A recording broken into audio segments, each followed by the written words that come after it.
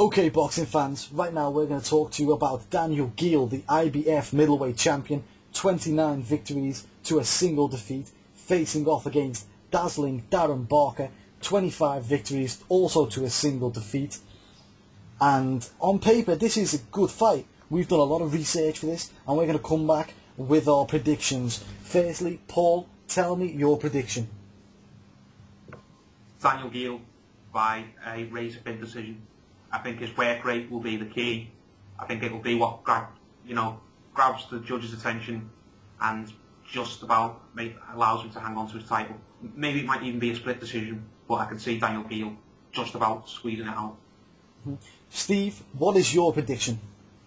Yeah, I think it's going to be a really close fight, like Paul says, but I'm going to take Barker in this one.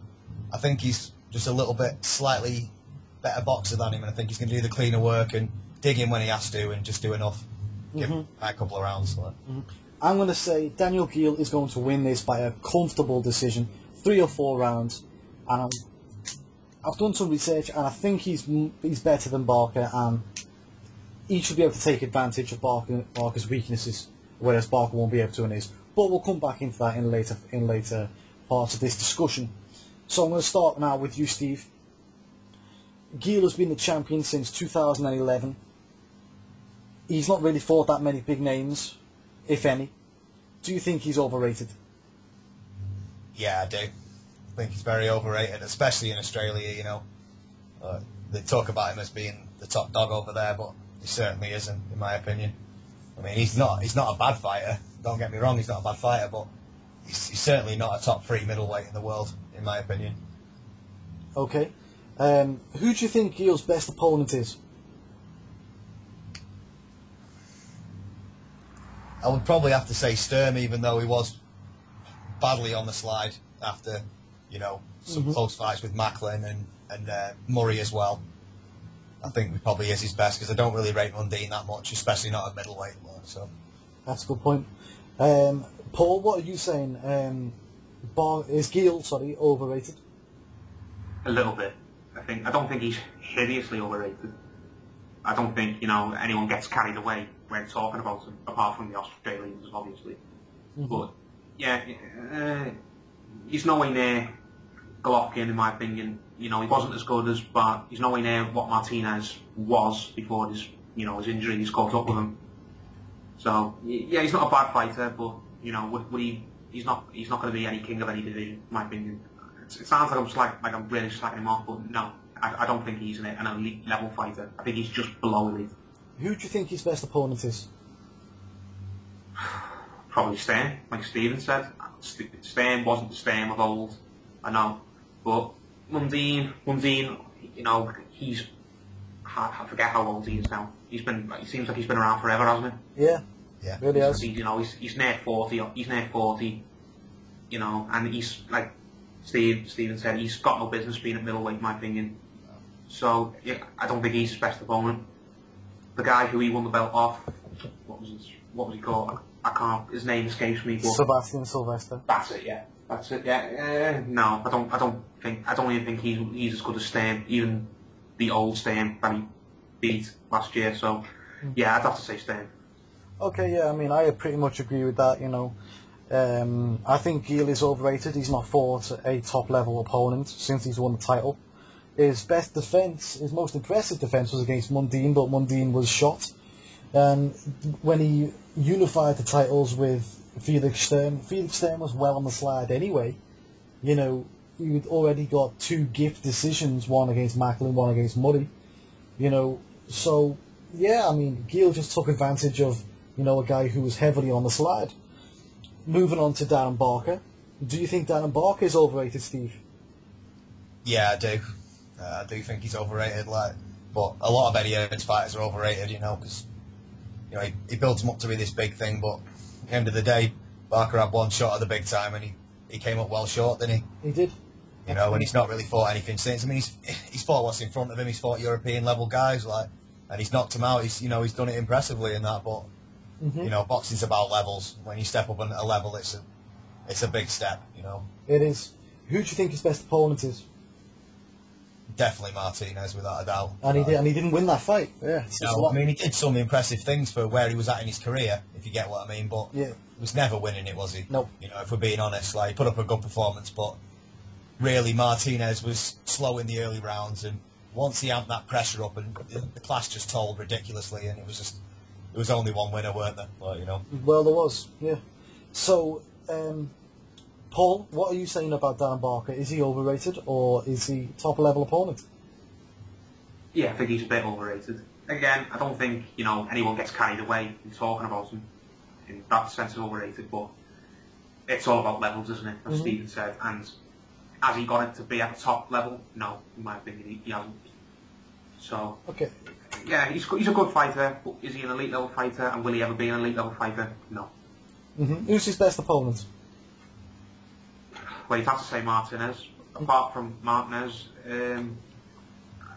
he fought Spada, didn't he? How do you say his name? Spada, the Italian guy? Yeah, he's fought him. Yeah, I know he's got a couple of high rankings. I think he's number 1 or number 2 at the WBC right now. So, maybe on paper that's a decent win. But, yeah, it's got to be Martinez, hasn't it? His best opponent by mine. I think so. Just a spare at the moment question, guys. Does Barker deserve this title shot? Just a yes or no answer. Steve? Yeah, I reckon he does, actually.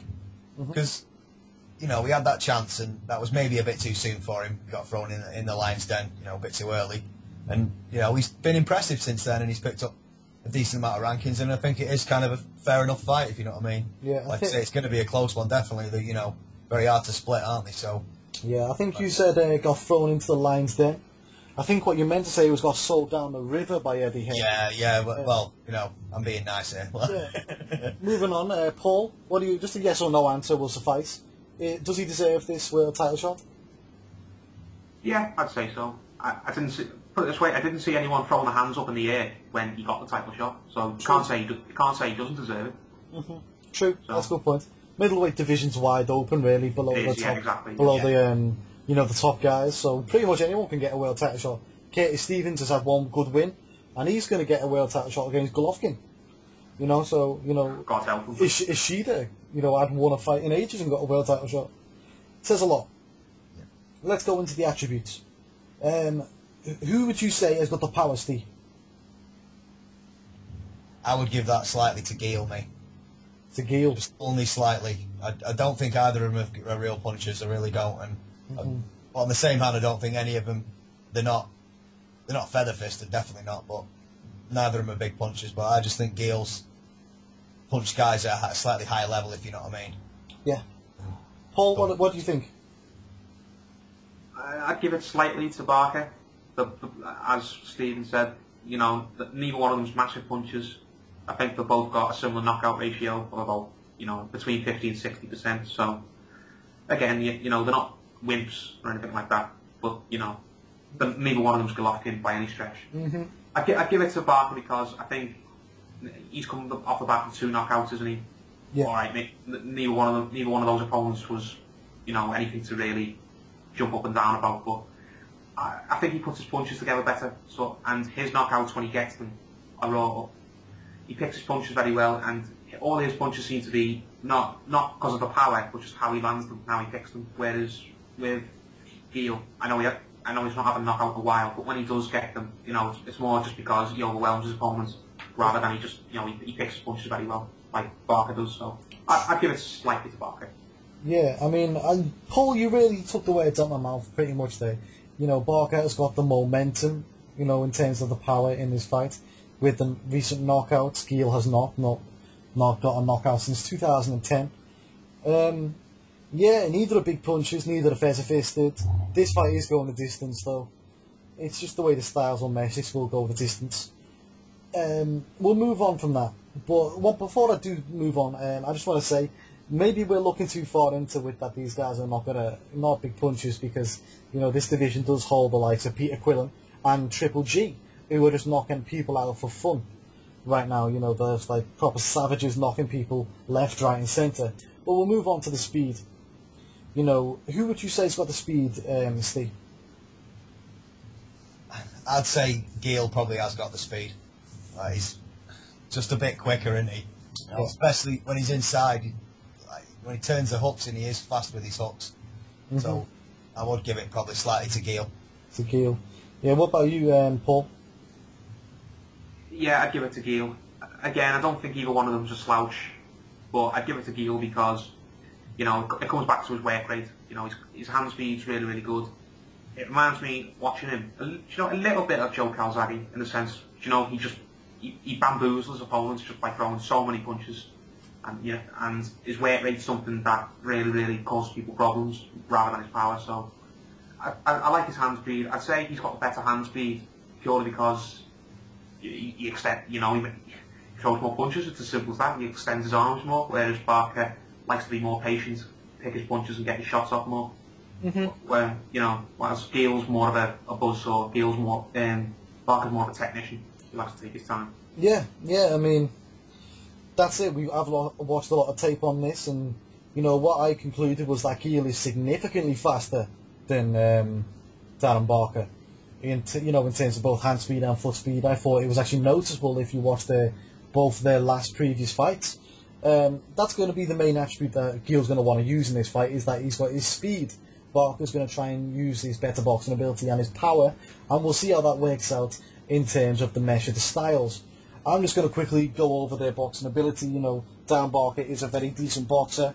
I don't rate him at world level, but when he's facing his European, you know, competitors, he does really well. He looks good, and he deals with the guys. But Geale's a bit of a step up from there. The question is Darren Barker better than Felix Sturm of last, who took a split decision to Daniel Geale? I'm not sure. You can answer that, but I'm not sure.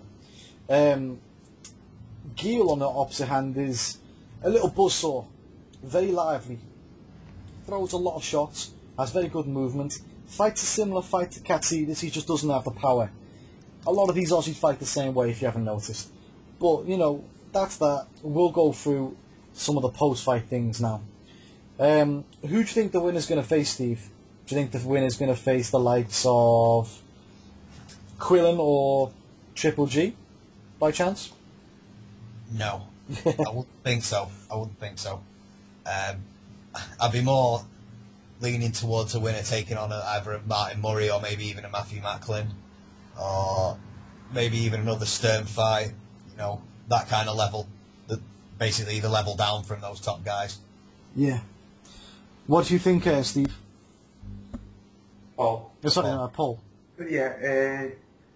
If Geale wins, I don't think he'll want anything to do with Golovkin.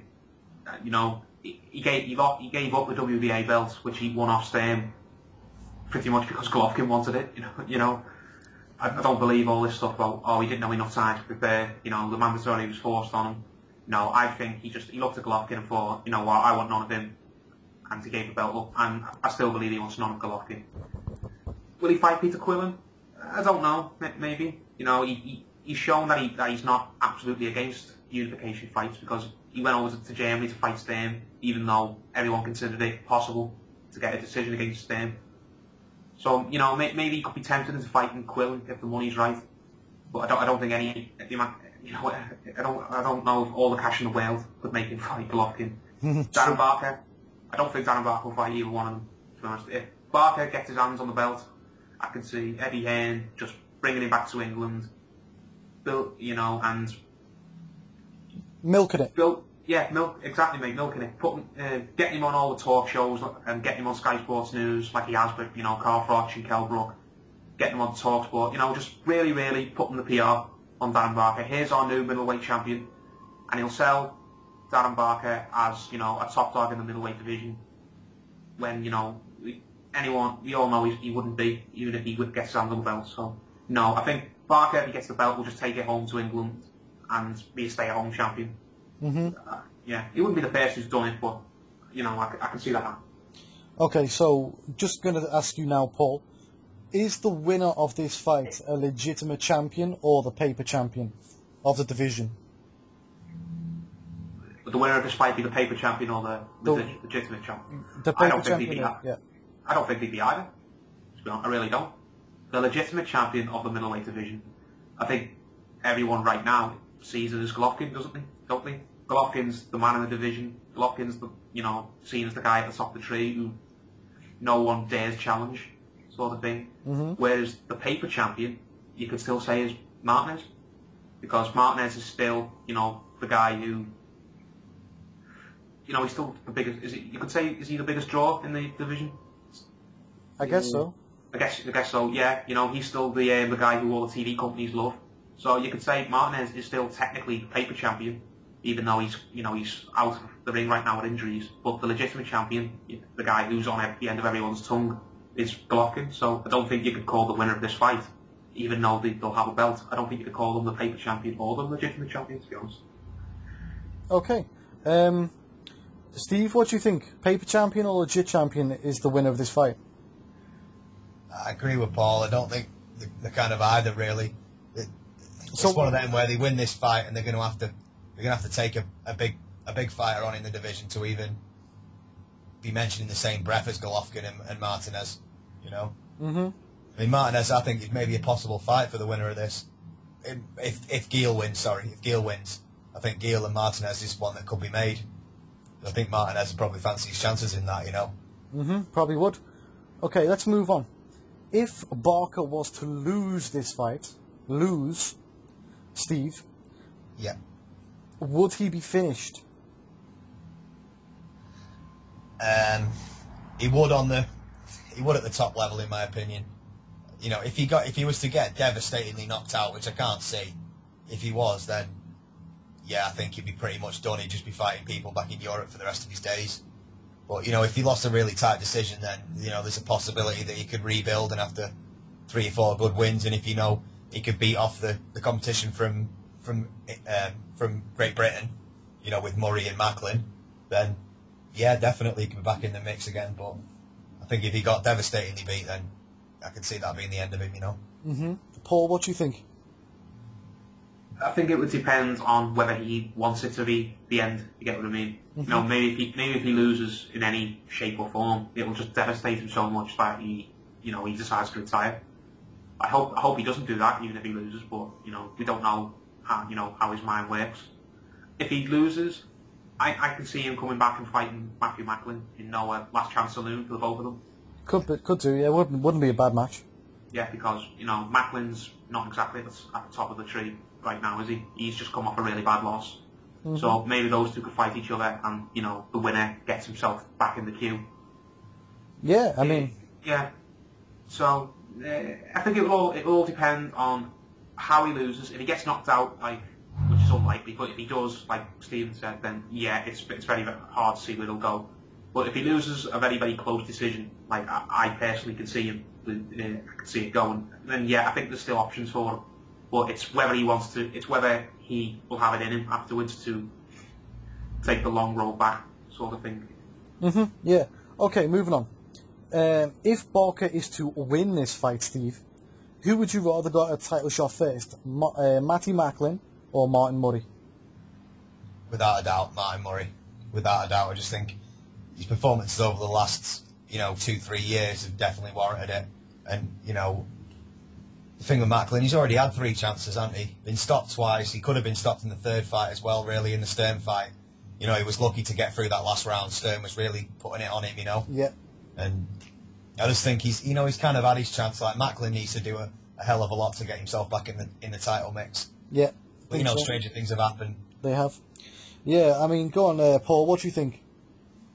Yeah, I think Murray should definitely get the title shot, the first shout at Barker if Barker wins. But Murray, I think he's been so unlucky in both his world title fights. I had him beating Stern and I had him beating Martinez, and even if you had him losing both fights, because both fights were very, very close, depending on how you looked at it, he's not disgraced himself in any fight. He's pushed the champion all the way in both. You can consider him a real top middleweight based on those performances. Whereas Macklin, as Stephen said, he's been knocked out in his title fights. He's had 3 already. Would you want to see him in a 4th? Maybe not. Only if he earns it. To be honest, I don't want to just see him handed a freebie, which is what I feel it would be if he just comes straight off that Golovkin loss and gets straight in for another one, because he was devastatingly beaten. I know it was by Golovkin, and everyone gets beat badly by Golovkin, but at the end of the day, to get a fourth title shot when you're at that stage in your career, you've got to do something very, very special to earn it. Have an Indian summer to your career. Yeah. I don't believe in just getting handed it because it would be a big fight for money. It would make a ton of cash. That's just me as a boxing fan, I'm not a businessman. A promoter will tell you differently, but yeah, I think Murray definitely deserves the title shot more than Macklin would at this stage, definitely. Okay, so we're just going to end on our predictions again. Mine was that Daniel Geale will win a quite comfortable unanimous points decision. Steve, what was yours? Mine was a very close victory for Darren Barker. 1 point or maybe 2. And Paul? Mine will be Daniel Geale. Razor thin. Maybe even a split decision or a majority decision. And even a draw is not even the worst shout in the world at all. But I'm going to go for Daniel Geale with his weight rate to just about, edge it out. So I'll go for Daniel Geale I'll say Daniel Geale split decision, but Daniel Geale. Okay. Thanks everyone for listening. I hope you enjoy the fight, and thanks for listening to our prediction debate.